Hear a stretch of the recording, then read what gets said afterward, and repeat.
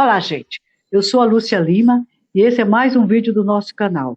Se vocês gostarem, inscrevam-se, curtam e compartilhem.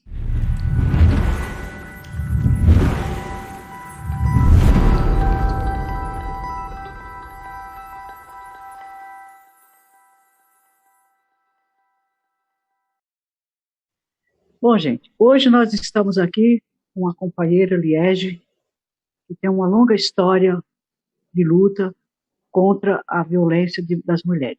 E aí, Liege, boa tarde e obrigada por mais uma vez estar com a gente. Boa tarde, Lúcia, e é um prazer estar aqui, agradeço o convite. Para quem não me conhece, eu sou Liege Rocha, atualmente eu sou coordenadora nacional de Relações Internacionais da União Brasileira de Mulheres. Eu sou membro da direção, do Comitê de Direção da Federação Democrática Internacional de Mulheres, que é uma organização internacional com mais de 70 anos de existência, e eu faço parte do Comitê de Direção, representando a UBM, e represento a FEDIM, essa organização internacional, no Conselho Internacional do Fórum Social Mundial, que também existe, o ano que vem vai estar completando 20 anos de existência, que congrega vários movimentos sociais do mundo inteiro. Como Lúcia falou, eu tenho uma trajetória no movimento, comecei minha militância lá nos idos de 64, para vocês terem uma ideia, e comecei a me interessar nessa luta pela emancipação das mulheres nos idos de 75, exatamente quando teve uma conferência mundial sobre a mulher, e eu tive a grata satisfação de participar da Conferência Mundial sobre a Mulher em Beijing, na China, em 95, uma experiência muito boa, muito interessante. E sempre tenho me envolvido na discussão das políticas públicas, fui integrante, membro do Conselho Estadual da Condição Feminina, ajudei lá nos idos de 85, na Bahia, participei do grupo que discutiu a criação do Conselho Municipal das Mulheres lá e depois o estadual. Vindo para São Paulo, trabalhei no Conselho Estadual da Condição Feminina. Então, venho acompanhando essa discussão da luta contra a violência às mulheres. Também estive na Secretaria Especial de Política para as Mulheres de 2003 a 2006, exatamente no momento que se discutiu a questão da Lei Maria da Penha. Então, você apresenta, você ouve, você acompanha mulheres em situação de violência, que é uma realidade que estamos aqui enfrentando até estes momentos atuais. Bom, Liege, exatamente dessa questão que nós vamos tratar hoje. Eu tenho acompanhado de perto a questão da pandemia em São Paulo, e eu gostaria que você me falasse a respeito do aumento crescente do feminicídio hoje, por conta dessa pandemia em São Paulo. Nós vivemos hoje um momento no Brasil onde nós convivemos com uma crise econômica, social, política e sanitária. E, como uma questão para enfrentar a pandemia, nós vivemos hoje num isolamento social, exatamente para poder enfrentar essa pandemia. E aí o que nós temos visto e observado é o crescimento dessa violência doméstica contra as mulheres. Quer dizer, estamos vivendo um momento de crise política, como eu já disse, social, sanitária, e uma das formas principais de enfrentamento a essa crise da pandemia é exatamente o isolamento social, e o que nós vemos é o crescimento dessa violência contra as mulheres. E aí, para além dessa violência doméstica, nós temos assistido também a violência contra profissionais da imprensa, por exemplo, a partir até do próprio presidente da República.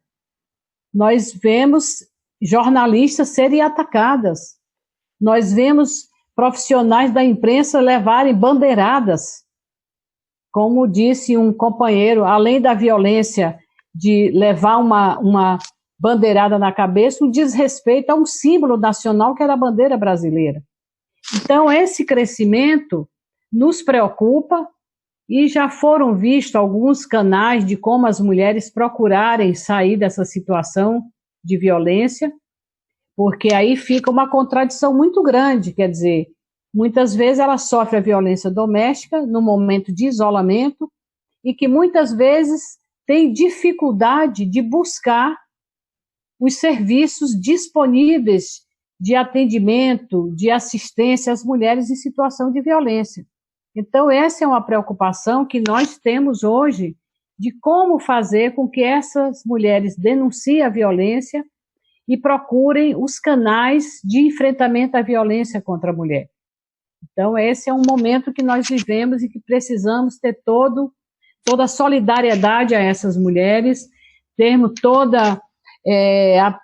o entendimento da importância de se divulgar os canais que essas mulheres possam e devam procurar em casos de violência contra elas.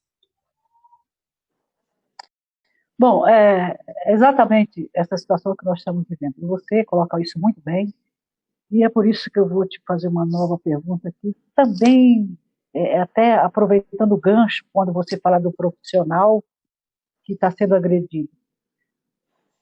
Liege, como é que você vê hoje, apesar de a gente estar num recesso imenso com relação ao desemprego, com relação à vida externa dessa mulher, mas no trabalho, na condução, isso faz parte também dessa questão dos profissionais, né? Você vê. Por exemplo, nesse momento que nós vivemos de pandemia, nós vimos profissionais da saúde serem agredidos, entendeu? Serem agredidos nas ruas dos transportes. E nós podemos lembrar, recentemente, o que vinha acontecendo dos transportes em São Paulo. Do assédio, da violência, entendeu? Do abuso sexual, entendeu? Em pleno transporte público, tanto que foram tomadas algumas medidas para coibir esse tipo de violência contra a mulher. E nós vimos, por exemplo, recentemente em Brasília, numa manifestação pacífica dos enfermeiros em defesa da vida, alguns serem agredidos. Mulheres, enfermeiras sendo agredidas. Então, quer dizer, é uma falta de sensibilidade, uma falta de solidariedade, uma falta de um sentimento humano, de respeito aos profissionais que estão se arriscando para ir trabalhar. E mesmo antes, essas mulheres que estavam nos ônibus, nos metrôs, que vinham sendo assediadas, abusadas sexualmente, elas estavam indo trabalhar. Quer dizer, e eram desrespeitadas, inclusive publicamente, muitas vezes sendo defendidas por outros passageiros. Então, eu acho que precisamos cada vez mais estimular que essas mulheres façam as denúncias, usem os canais que existem, o 180 e outros que existam, para que a gente possa coibir esses vários tipos de violência contra a mulher no atual momento. Bom, isso tem sido bastante evidenciado, esse desrespeito dos profissionais, e a gente tem acompanhado de perto. Mas tem uma outra situação aqui que me preocupa bastante, com relação às políticas públicas. Hoje, para essas mulheres que são vítimas de violência e que são obrigadas a voltar para casa após um tempo de recolhimento nos abrigos sigilosos. Como é que você vê essa nossa luta aí por abrigos para as mulheres pós esse estado que elas ficaram de reclusão? Olha, eu acho que, por exemplo, se nós formos ver, do ponto de vista do enfrentamento à violência contra a mulher, nós temos políticas públicas. Nós temos o Plano Nacional de Enfrentamento à Violência contra a Mulher, que, como o nome já diz, enfrentamento, isso significa prevenção, assistência, combate às mulheres vítimas de violência. Nós temos a Lei Maria da Penha, nós temos a Lei do Feminicídio, e que tem uma série de serviços aí. A Lei Maria da Penha tem uma série de serviços que devem ser implementados para o enfrentamento à violência contra a mulher. Então, por exemplo, o que é que falta? Falta exatamente que essas políticas sejam implementadas e que sejam aplicadas. Então, por exemplo, nós temos as defensorias públicas, nós temos as casas-abrigo, nós temos os centros de atendimento às mulheres. Então, nós temos várias coisas. Temos a lei que mantém o distanciamento do agressor em relação às mulheres e que muitas vezes nós vemos isso serem respeitados. Então, o que nós queremos é exatamente a implementação dessas políticas. E como você diz, o que é que faz as mulheres depois que elas passam aquele tempo na casa-abrigo que muitas vezes elas não podem voltar à sua residência? Evidentemente que essas mulheres têm que ser beneficiadas com os projetos de habitação popular, seja Minha Casa Minha Vida, ou outros que possam ocorrer em outros lugares, e que tem aí, por exemplo, você tem que ter uma cota para que essas mulheres que foram vítimas de violência, elas possam, já que elas não podem voltar para a sua casa inicial, porque ou o marido ficou da casa, ou é um lugar onde ele conhece, que pode voltar a atacá-la, é fundamental que essas mulheres tenham garantia e possam ser contempladas nessas políticas habitacionais que hoje o Brasil tem. Então, isso é uma questão também que nós precisamos ter claro. Quer dizer, para além de todos os equipamentos de atendimento às mulheres em situação à violência, nós temos que pensar no pós esse processo de atendimento, no pós esse processo de acompanhamento, para onde que essas mulheres possam ir com seus filhos, viver com mais tranquilidade. Então, eu acho que isso tem que ser uma preocupação também, que tem que ter claro de como você contemplar essas mulheres com essas políticas de Minha Casa Minha Vida e outras que possam existir.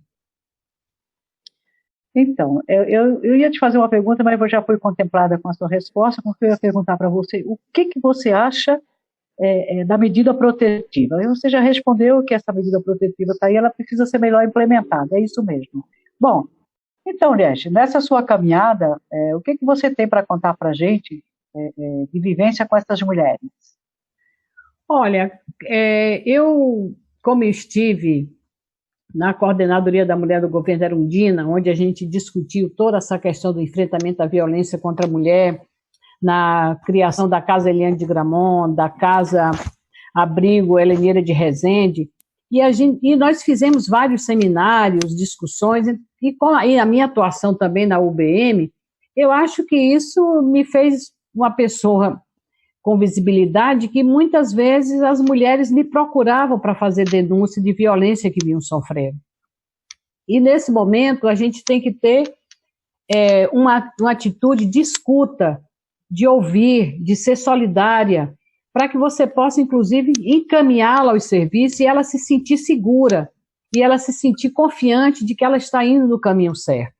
Então, foram várias as situações. Às vezes eu estava na UBM, ligavam para mim lá, olha, eu preciso.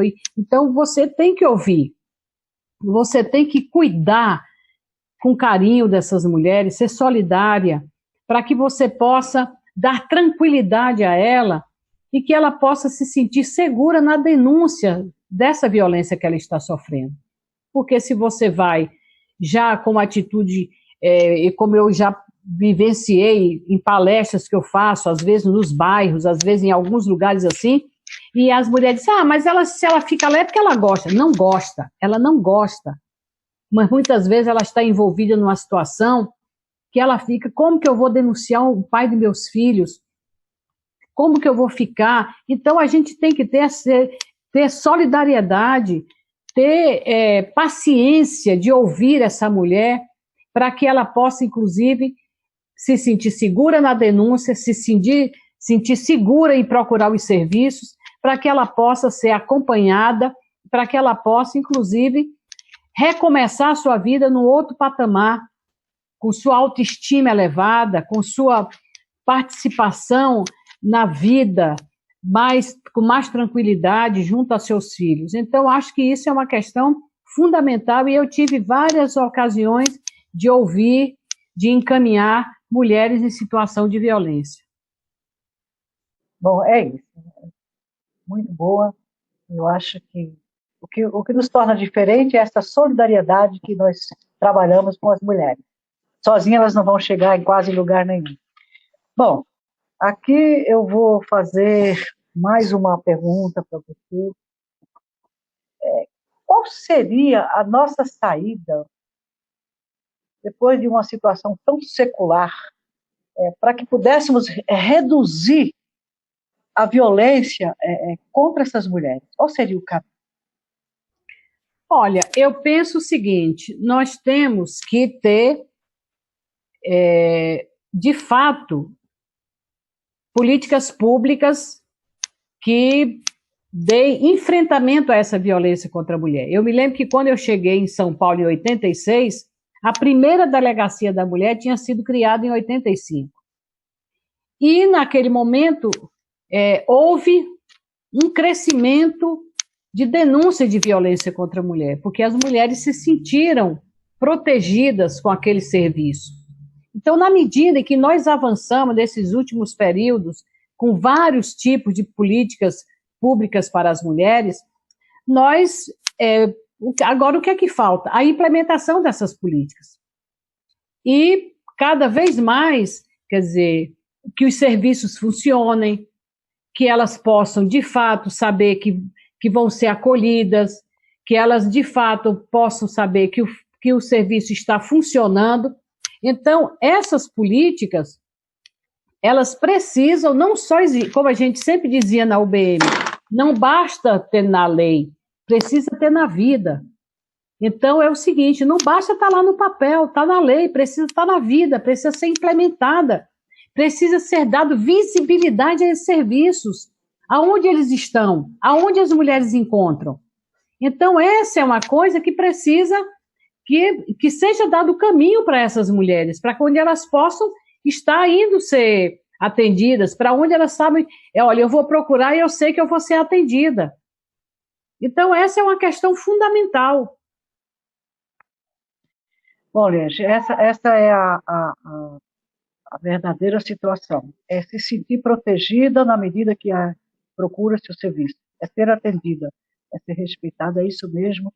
E a gente tem lutado nesse caminho. E você foi muito bem quando você coloca a segurança que essa mulher vai encontrar lá, né? Do contrário, ela não vai denunciar.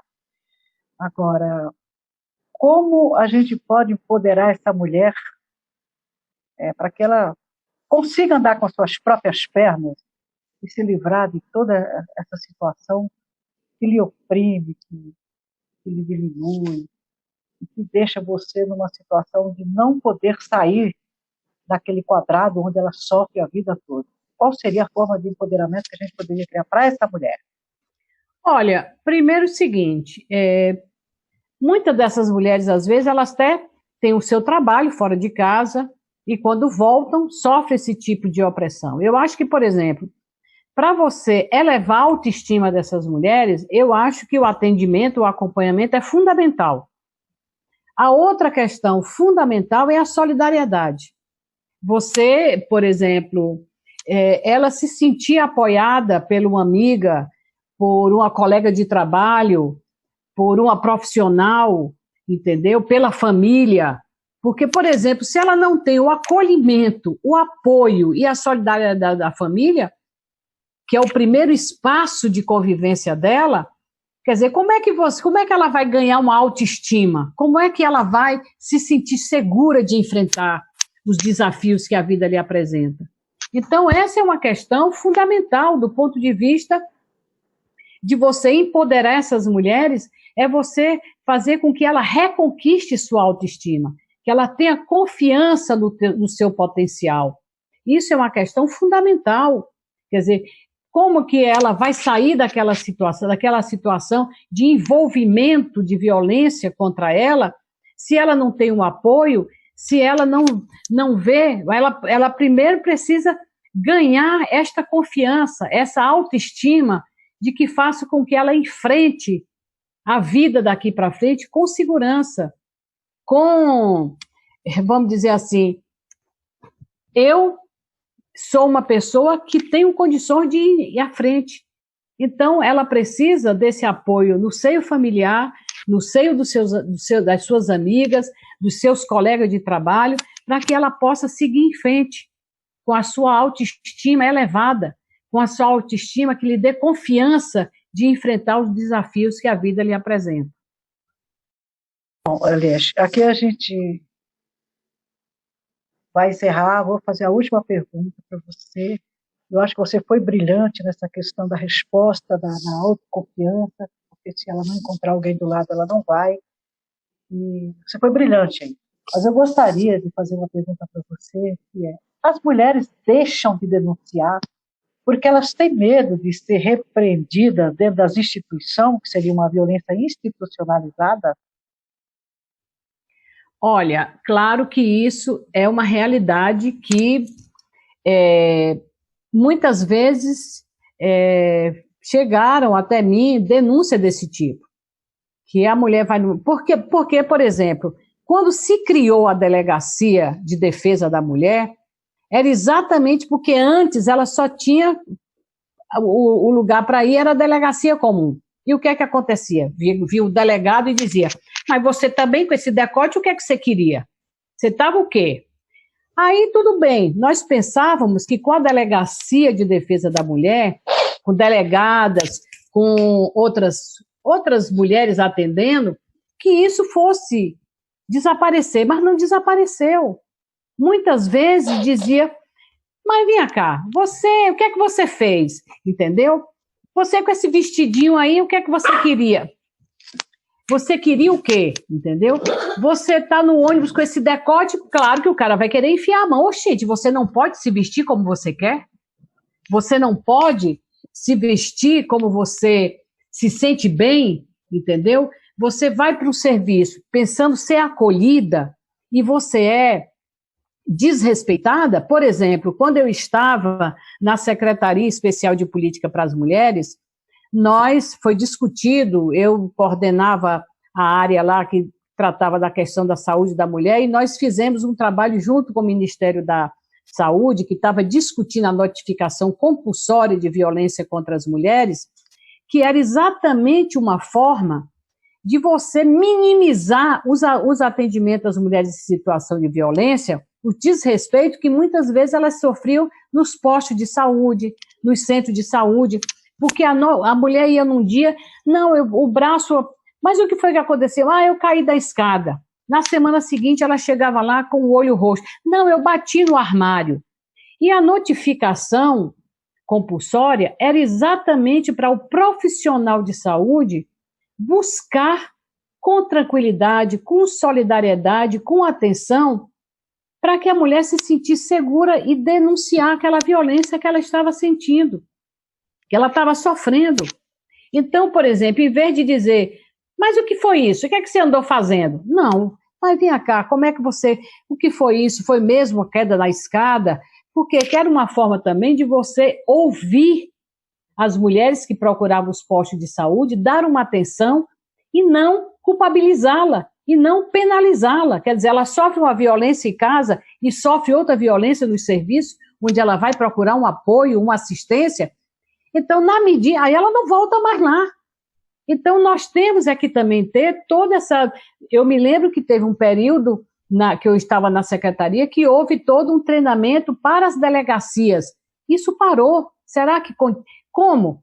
Hoje é difícil você pensar como a Damares à frente desse negócio que vá tratar de um treinamento, de uma capacitação, de uma renovação do pessoal que atende as mulheres em situação de violência. Então, essa é uma questão que nós precisamos, quer dizer, ela sofre uma violência em casa, chega no serviço público, sofre outro tipo de violência, ela não quer voltar mais lá. porque ela precisa ser acolhida, ela precisa ter uma atenção especial naquele momento difícil que ela está vivendo. Então, isso é uma realidade que nós temos que ver como enfrentamos essa realidade, como que nós exigimos que esses profissionais sejam capacitados para atender essas mulheres em situação de violência. Bom, isso a gente conhece de perto, nós que trabalhamos com violência contra as mulheres, não é? E ainda tem uma parcela desses profissionais públicos, mulheres, que também agem de forma muito machista, né? Exato. Ela olha para as mulheres e fala, poxa vida, ela gosta mesmo de apanhar, porque ela veio ontem com o armário na cara, hoje ela vem com a escada. Nós sabemos que é o marido dela, mas você vê que elas são tão machistas que elas não buscam, né? Em nenhum momento aprofundar o discurso para tirar a mulher da violência. Olha, essa nossa conversa foi fundamental para a gente passar para as mulheres o que a gente tem na cabeça e que vamos continuar dizendo que juntas, né? Vamos chegar em muitos lugares, somos mais. Eu gostaria que você fizesse as suas considerações finais do nosso encontro. Eu fiquei muito feliz, já vou dizer de antemão, mas eu gostaria que você fizesse as considerações finais para poder a gente passar isso para as nossas meninas que hoje são vítimas de toda sorte. Olha, Lúcia, eu acho que lives como essa são super importantes para que as mulheres se sintam, olha, eu não estou só. Eu tenho mulheres que me apoiam, eu tenho mulheres que me ouvem, eu tenho mulheres solidárias. Porque é o seguinte, nós precisamos dessa solidariedade, nós precisamos dar as mãos umas às outras, nós precisamos dizer o seguinte, olha, eu estou com você, nós estamos juntas nesse momento difícil. E essa caminhada, nós temos que nos dar as mãos para que a gente possa cada vez mais ser fortes. Porque mulheres, nós não somos cidadãs de segunda categoria. Eu sempre digo o seguinte, nós não somos atrizes coadjuvantes, nós somos atrizes principais, nós somos transformadoras dessa realidade e nós somos protagonistas da história. Então, nós precisamos estar juntas com essas mulheres que sofrem violência, dar as mãos e dizer, vamos juntas, que juntas nós somos mais fortes e juntas nós vamos superar todas as dificuldades. E obrigada e um abraço para todas. Ela foi excelente, aqui eu deixo meus agradecimentos, você foi brilhante como sempre, e agradeço também a todas as pessoas que estão nos assistindo até agora, e com certeza vamos nos encontrar para fazer outros momentos desses, porque a história não para por aqui. A nossa violência é secular e precisamos, de forma contundente, dizer que elas não estão só e que juntas vamos chegar muito mais longe do que pretendemos. Obrigada, Liege, e obrigada a todas e todos que até aqui me assistiram. Tchauzinho.